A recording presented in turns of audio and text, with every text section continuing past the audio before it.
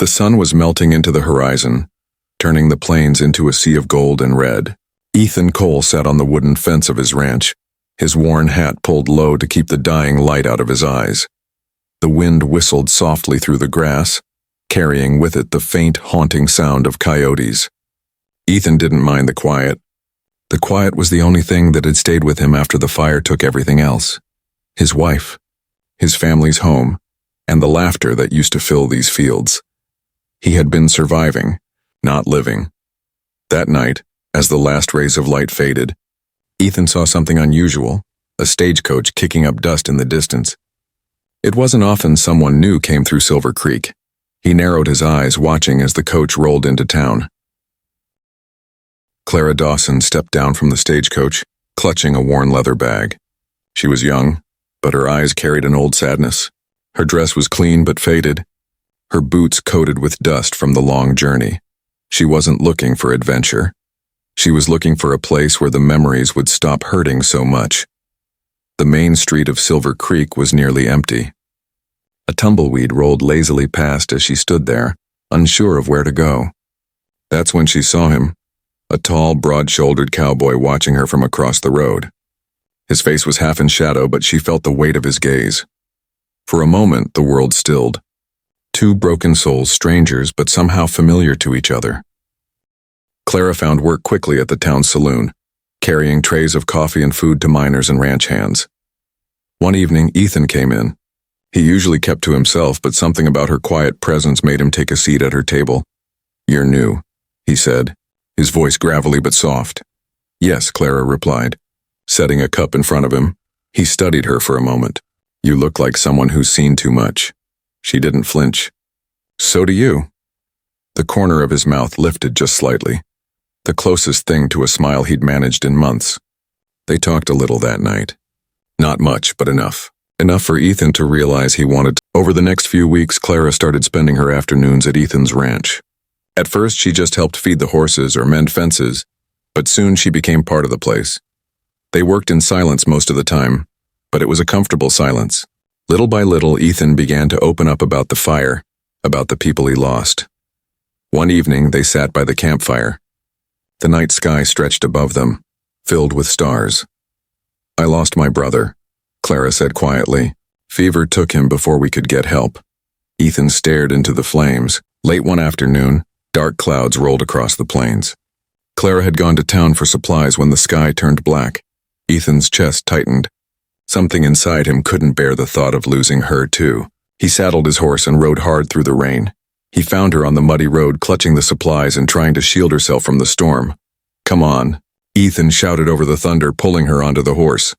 By the time they reached the ranch, they were both drenched, shivering and breathless.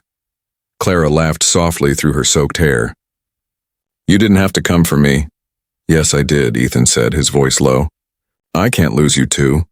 Her heart skipped a beat at those words. Days turned into weeks, and slowly, the ranch began to feel alive again. The fences were repaired, the house cleaned. The fields no longer silent.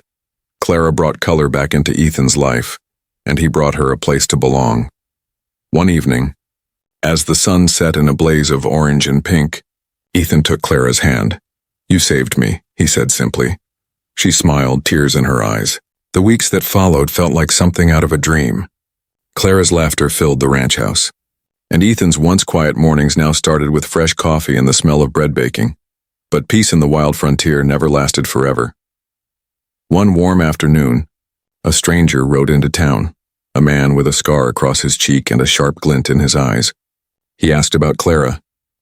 That night, Clara sat on the porch with Ethan. She looked troubled. "Who was he?" Ethan asked gently. Clara hesitated, then said, "His name's Mason. He used to work for my father. After my brother died, Mason wanted me to marry him. He thought I owed him for helping us. When I refused, he said I'd regret it. That's why I left." Ethan's jaw tightened. "And now he's here." Clara nodded. "I don't want trouble, Ethan, but I'm not running anymore." The next day, Mason came to the ranch.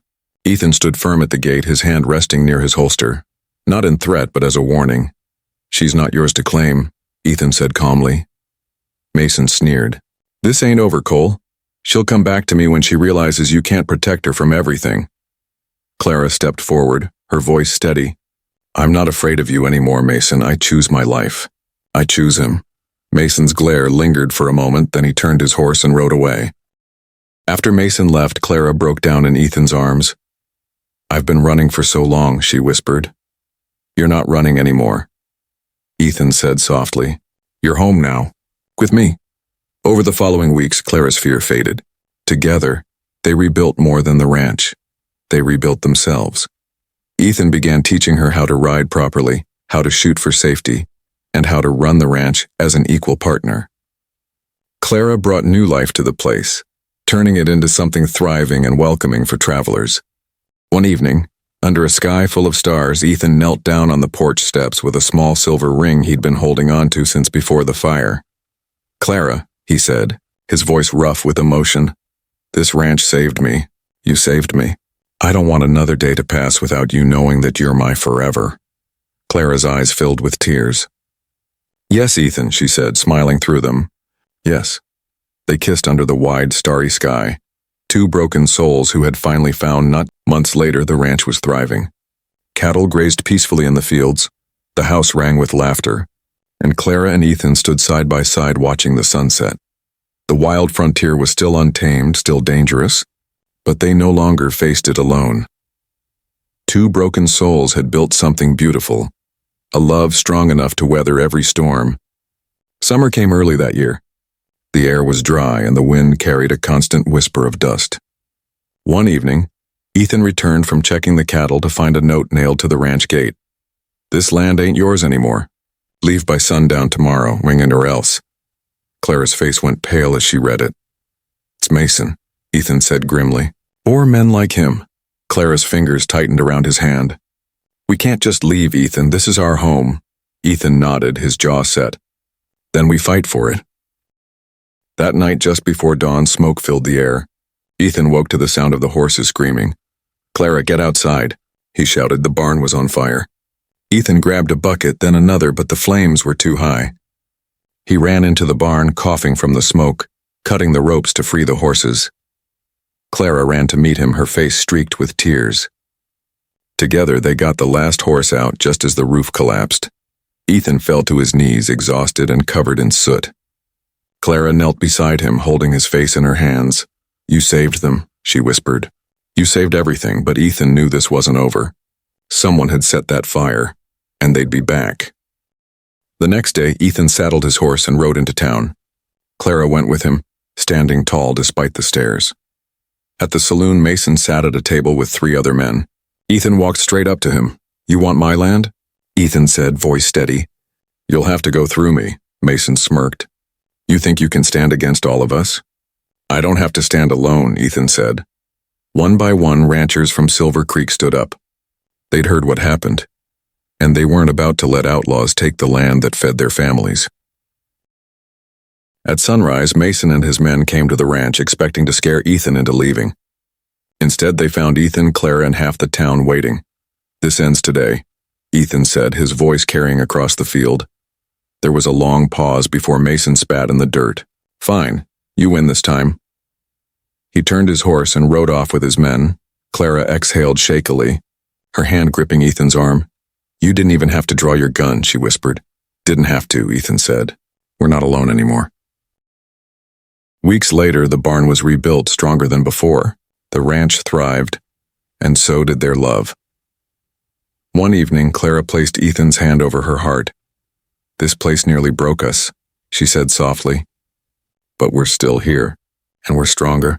Ethan smiled, his thumb brushing her cheek. No storm, no fire, no outlaw could take this away. They stood together watching the sky turn orange and pink, knowing that whatever came next, they would face it, side by side.